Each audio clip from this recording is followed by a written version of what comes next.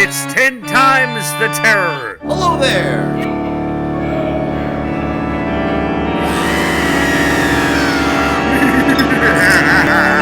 Getting old and senile. Hi, welcome to 10 Times the Terror, and my name is Ralph. And I'm Paul. And today we are going to talk about things that creep. And to start it off, we're going to do two reviews. The first one is X the Unknown, and the second one is the classic film The Blob. So, Paul, why don't you start us off a little bit with X the Unknown? All right. Well, the story behind that is I'm near and dear to this. This is kind of a transitional film for a small British studio called Hammer, and Hammer was the name of its founder when it was created back in the 1930s. So a guy named Will Hammer. And in post World War II, Hammer made a kind of a name for themselves doing kind of modern sci-fi and mystery movies. And I wrote a whole book on this great director, Terence Fisher, they had, who began that same kind of thing with movies about murder suspects and blackmail, but also some strange things, like he did a film called Four-Sided Triangle about scientists who are working with a duplicating machine, and they're both in love with the same girl, but she loves only one of them. So they decide to duplicate her so that they'll each have her in some form. Well, but the problem with this is when they duplicate her, because she's a duplicate of the original girl, she loves the same guy the original girl does. So you got one scientist with two girls that want him, and the other scientist with nobody. Yeah, it's an ironic, kind of touch. Anyway, they we'll get into this in a minute. They were seeing some possibilities with science fiction. A film called Stolen Face, a woman who gets her face changed to look like somebody else, which was actually years before Vertigo, but the same kind of idea of a woman that the protagonist, dresses to look like another woman that he's lost. But there was a radio show in England called Quatermass, and it was based on this figure. This Dr. Quatermass was a scientist dabbling with the unknown, but it was a science fiction show. So they had the idea, well, let's try to do something based on that. And so they did a film called The Creeping Unknown. I'm sorry, known in the United States as The Creeping Unknown. It was just Quatermass 1 in England, but people in America didn't know the Quatermass radio show. That film fits into a niche that we all know about astronauts in outer space coming upon an alien force that takes over them, and they bring it back to Earth with them. Well, it's a very scary film. Yeah, Alien is in part of that. There was a film later in the 50s called It, The Terror from Beyond Space. A fairly recent film called Life with a similar kind of idea. Yeah. And that film was very successful. And they planned a sequel right away. And then they wanted to do some other sci-fi films. They did one on The Abominable Snowman, which introduced Peter Cushing, who at that point was a well-known TV actor in the Shakespearean, and would become the key figure when Hammer turned to doing Gothic horror, which revolutionized fantasy films across the board. But that didn't come just yet. But in this stage in which they're trying these science fiction films, they came up with X the Unknown. And and I think like the first Quatermass film, and then there was a second Quatermass film called Enemy from Space. There are all these themes about some unknown alien force that's taking over the world. I think we have to tell the audience too that, at least from my experience, and I know your experience, that The Creeping Unknown and X the Unknown are not campy in the way that a lot of the films of that time are. I mean, first of all, there's nothing humorous in these films. I mean, it's dead serious. Both of these films, the music, the tension that builds up in both of these films is really amazing. I mean, they'll have like this black area. Both films take place mostly at night. You'll have just like like a piece of ground that's barren, with somebody walking across it, maybe a little boy or a soldier, and you'll hear this eerie music that just goes dan dan. It just builds up and builds up, and when you think about how much these films cost, X the Unknown came in at $60,000. Yeah, right. Someone says, well, it was only mud. Yeah, but the acting is amazing in these films. Yeah. I think who's the lead player on this? Dean Jagger. Dean Jagger. Yeah. And this is right around the same time.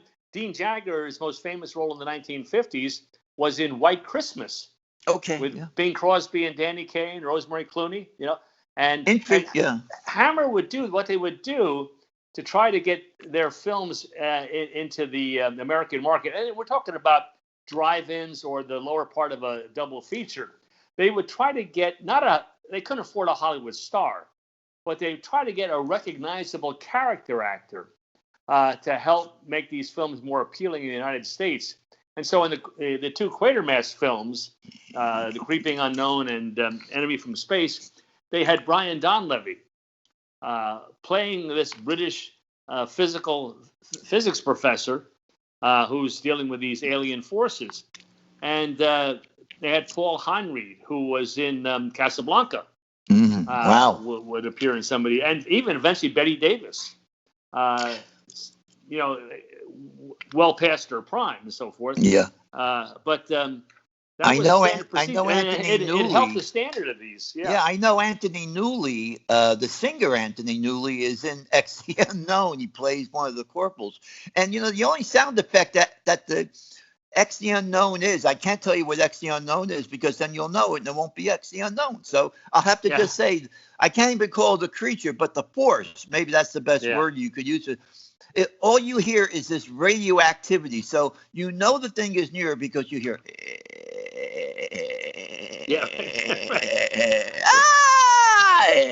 Right. But the film scared the heck out of me when I was a kid.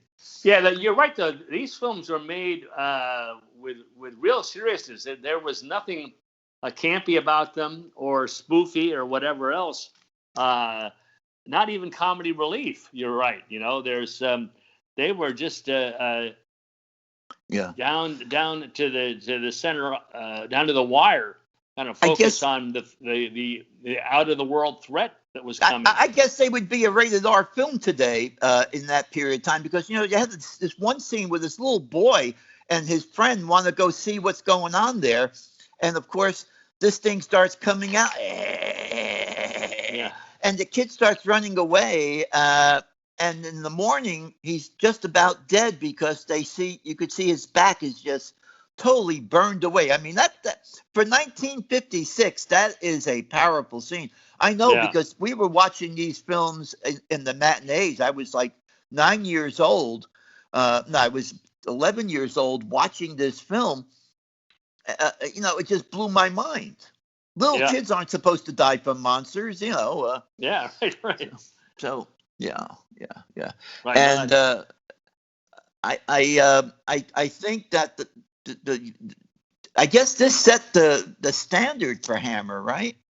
Yeah, I mean they were moving toward these forces, and it was like, what would be the big breakthrough? And the big breakthrough ended up being Curse of Frankenstein, and the way what they did with that was based on the success of these smaller films that were, again, these are not films that are getting reviewed in the New York Times, for example. They say they're B pictures, they're drive-in stuff, and they're like, the Saturday matinees. That's where we saw these things. Well, based on what they were doing here, it was, James Carreras, who was the head of Hammer, approaches Jack Warner of Warner Brothers and says, we'd like to try something really different. We think it's time maybe to resurrect classic horror, try a Frankenstein film, but we want to do it in period and in color, and we don't have the resources for that. Would you be willing to invest that? And so Warner Brothers bankrolled the film with the fact that they would get the permission to distribute it worldwide. Well, it was when it came out, and again, so that was in color. They got Peter Cushing, which they never looked. He was interested. Again, he was, quote, out of their league, if you will. Christopher Lee had been in a few very small parts, and he became endlessly identified with monsters when he played the creature in this. Hazel Court, again, in so many of these other kind of films. This was a worldwide sensation. It was, by all accounts, the most financially successful film in British history. And the critics hated it. Right? So, to go back to your point, Ralph, these films like The Creeping Unknown and X the Unknown and so forth were preparing the stage for Curse of Frankenstein. Yeah, I think before we go on to the Blob, I want to say that both of these films are available in Blu-ray, which is really wonderful because they are beautiful. Here we go with the theme title of one of our favorite films, The Blob. Mm-hmm. Listen to that soundtrack. If that's not 50s, I don't know what it is, you know? Yeah.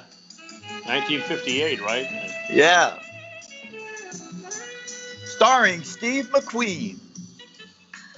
Actually, it's McQueen's first film. Yeah. Kind of sounds like Tequila, doesn't it? It does. It does.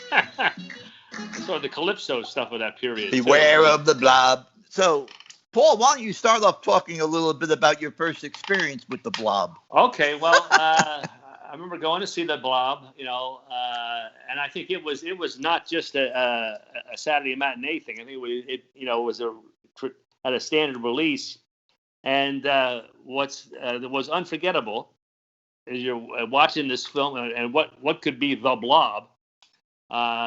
Here's this farmer, outer area, and he sees something in the sky, and it comes down on the ground, and he goes over to see what it is. It's just a little shell with like some kind of a gelatin sort of substance inside of it, and he's got a stick, and so he's poking this thing with his stick, and then picks it up, and this oozing stuff is there on the stick, and what he notices, but it starts climbing up the stick.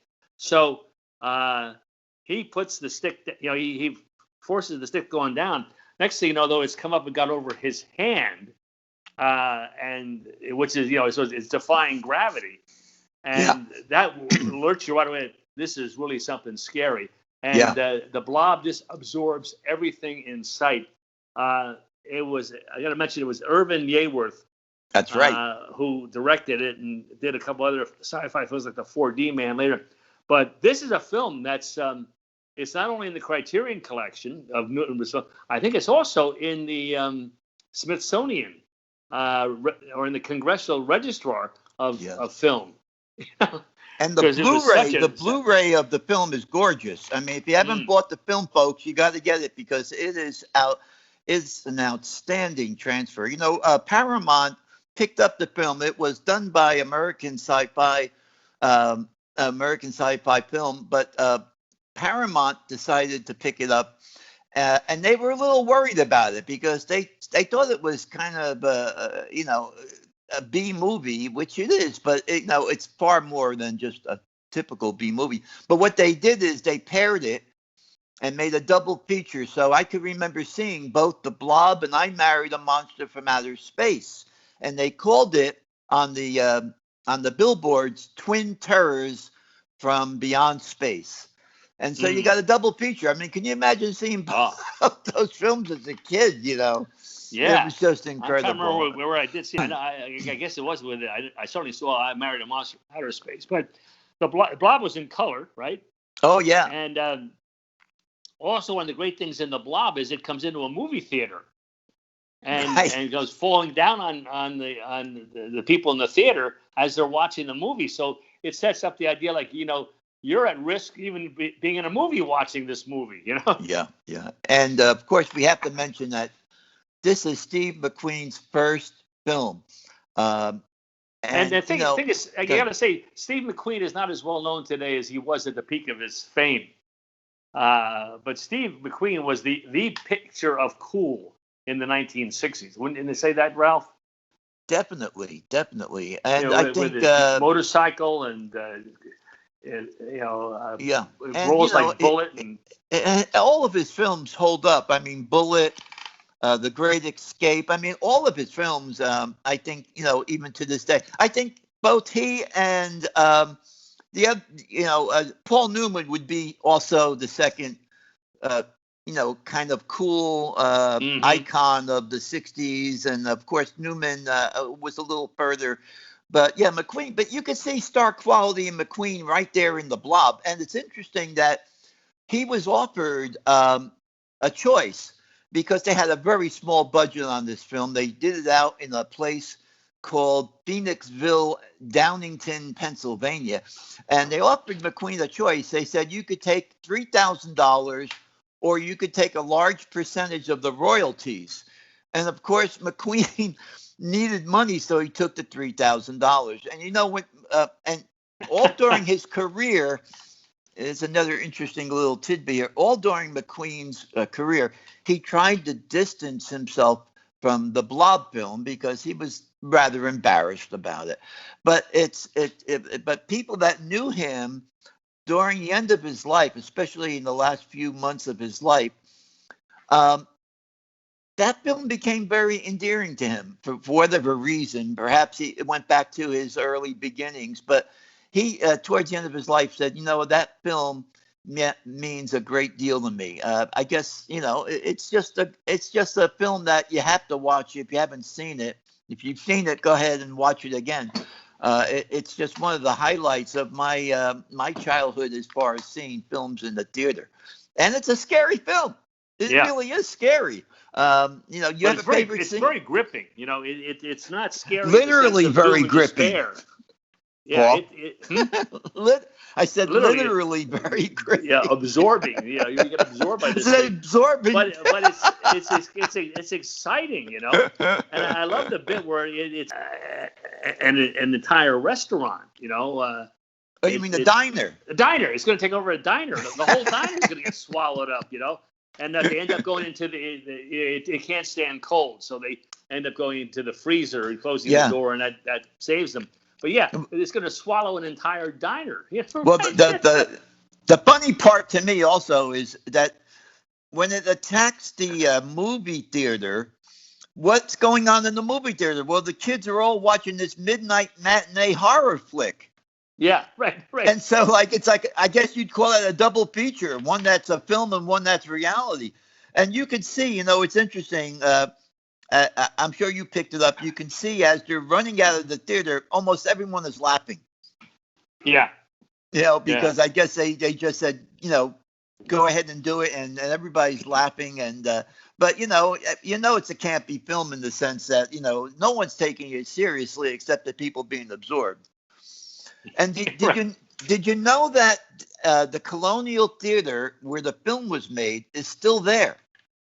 And you know that I checked out this, once a year they have a blob, what do they call it? Blob mania. Oh, gee. The whole town gets involved, and everyone goes to the theater. They see the film, and the last remaining, I tried to get the last remaining person that is still there, still alive today from that period of time, and I just cannot seem to contact him. The little boy who was in the diner, the little boy. Okay. But I'd love to get him on the show. And if he listens to this episode, please, contact us. We'd love to have you come and share with us what it was like. This film was Jack Harris's first production, by the way. And it was inspired by the discovery of what's called star jelly in 1950, which was a film, actually, it was entitled The Molten Meteor. Did you know that? And so No. this is part of a book. Again, talk about budgets. The film was set at 120,000 and ended up costing only 110,000. Something today that never happens. They want to make a film for 20 million, it always winds up going over budget. But 110,000, and the effects are pretty good for 1958. Yeah.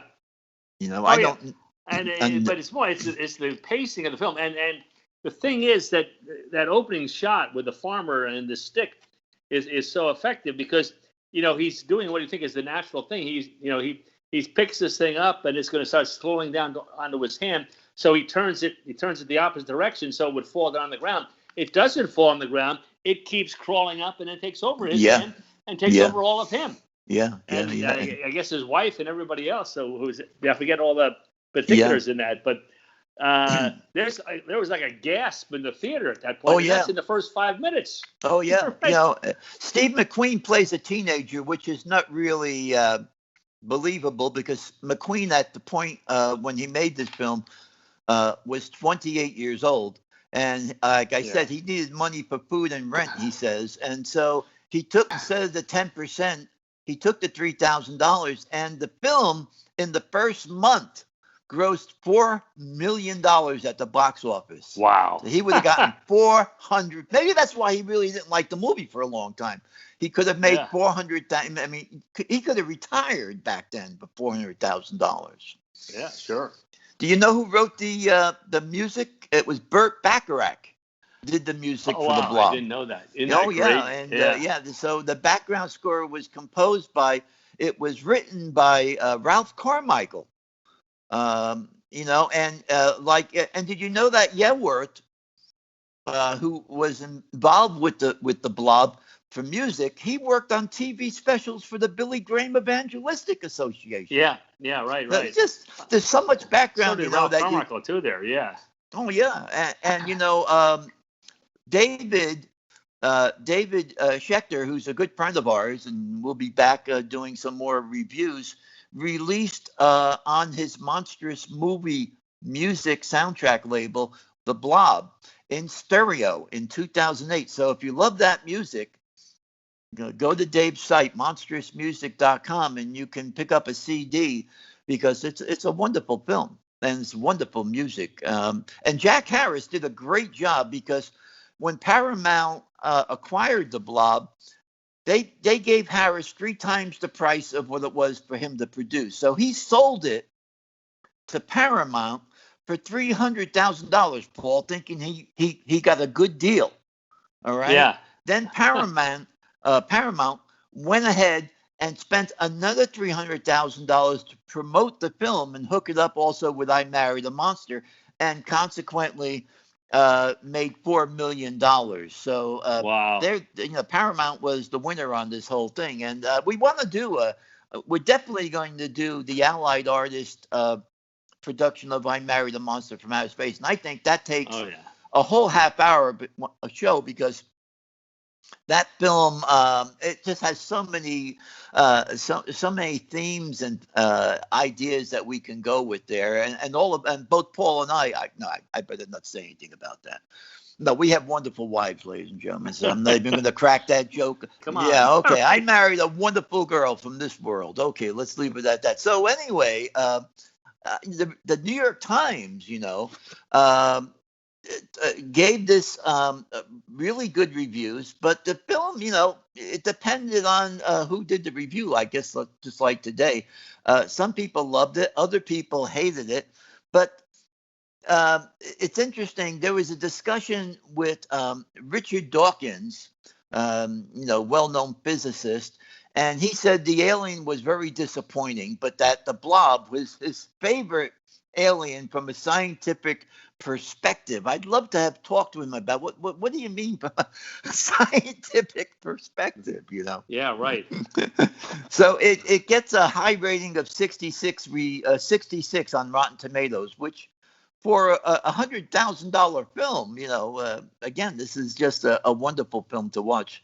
It's available on Criterion on Blu-ray on the Criterion label.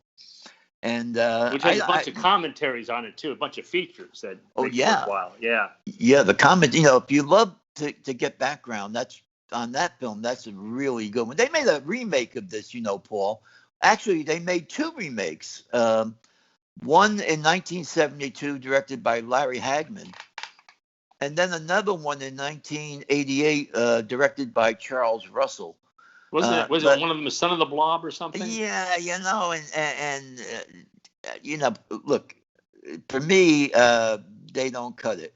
But No. The legacy of the Blob is it's renowned. As I said, I know what they call it. They have an annual Blob Fest. That's the word. A Blob Fest, sure. Yeah, and the diner. Listen to this, Paul. If you want to go, you and I should go check it out and go one year. They have the Chef's Diner in Downingtown restored, and it's open for business. The same diner they used for the film, and they have a base. It gets better. They have the basement open where you can go downstairs where McQueen was, and it's filled with pictures of the movie. Isn't that fantastic? That's great. Come on. So it's a great film. One of the classics, I think, truly, if I had to pick 10 sci-fi classics from that period, The Blob would have to be one of them. Oh, no question. No question about it. Yeah. So, Blob any last thoughts, Paul? No, just that I think of what's interesting about both these films we talk about, X the Unknown and The Blob, is you don't have any real material monster or alien. They're just sort of either like a mist or a jelly, and they're formless.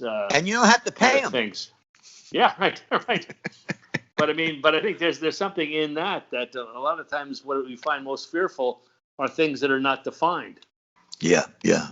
Well, we had to cover this, and listen, there's just when you're talking about horror, suspense, and sci-fi and fantasy, that's what we cover. There are so many films. I'm sure a lot of people would love to talk about Star Wars and the Thing movies and the Tolkien films, and we're going to, God willing, get to all of those. But we're gonna keep doing the Universal Frankenstein. Frankenstein is our next one on that list. But for now, I guess I could just leave you with a warning coming right from the film itself. Beware of the Blob. And until we see you next time, this is Ralph. And Paul. From 10 Times the Terror. And so we'll see you soon. Bye-bye. Bye-bye. Thank you for listening to It's 10 Times the Terror. The podcast. You are impossible. Ralph, you're well-intentioned, but clearly wrong. Thank you for listening to 10 Times the Terror. This podcast would not be possible without listeners like you. You can find out more about our podcast by visiting our website, 10timestheterror.com. That's 10xtheterror.com.